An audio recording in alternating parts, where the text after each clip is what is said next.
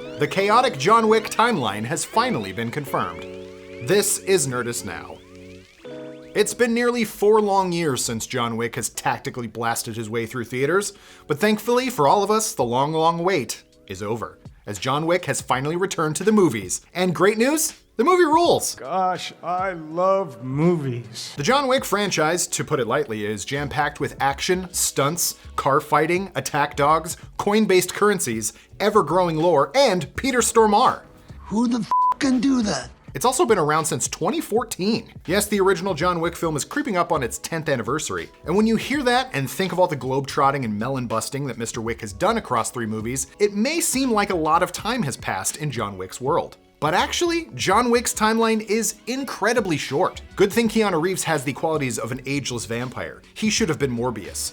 Fight me on that. We're going to be talking about the John Wick timeline and breaking down exactly how much chaos he's caused across 3 films. If you want to read our official review of John Wick Chapter 4, Mikey Walsh has you covered over on Nerdist.com. And obviously, we're gonna throw up a spoiler warning for anyone who hasn't seen the first 3 John Wick movies, so now's your chance to take the stairs.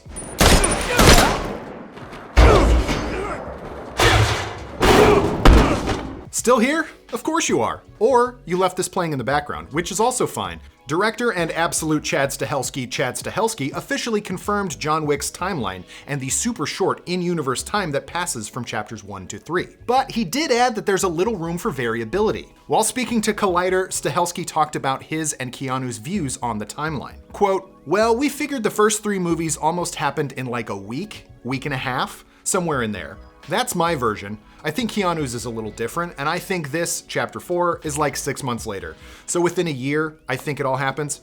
I would say almost within 7 to 8 months. I'm sorry. Back up.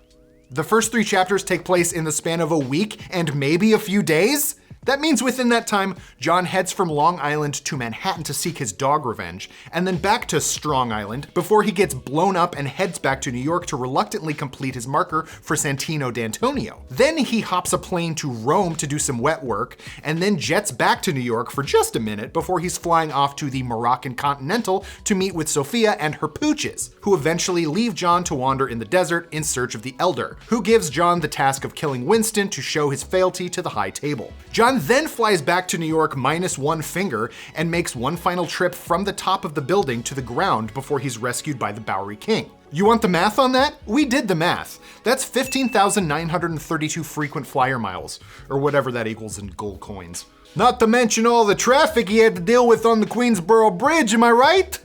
I'm from Colorado. I don't know what that means. I think we can all agree that's a lot of travel time, but the week and a few days does seem feasible, if not totally exhausting. It's even more impressive that John is able to survive all these films while dealing with what has to be the most insane amount of jet lag. One thing that does potentially throw this timeline completely out of whack is the Adjudicator in John Wick 3. What is presumably a few hours after the events of John Wick 2, the Adjudicator, played by Asia Kate Dillon, arrives in New York to start laying down the law for the High Table. The Adjudicator informs the Bowery King that you gave John Wick 7 bullets. The High Table is giving you 7 days.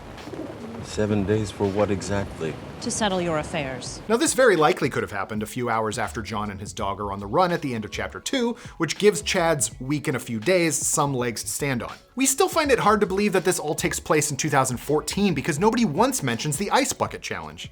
It was everywhere. I just feel like somebody would have mentioned it. In all, the Baba Yaga himself has traveled over 15,000 miles, broken millions of dollars worth of glass, and according to Screen Rant, has racked up a body count of 299 bad guys, just shy of 300. Don't worry, he breaks that record in Chapter 4. What if he only killed 1 person? That'd have been something. Will John Wick continue to be the most efficient plane sleeper in the world of assassins and crime families? Well, the good news is you don't have to wait long to find out. And if you want to hear more about John Wick Chapter 4, we have an interview you can watch with director Chad Stahelski, which you can find in the description down below. But tell us, what do you think? Does the Week and Change timeline feel possible to you? Who is your favorite character in the John Wick universe? And why is it 0?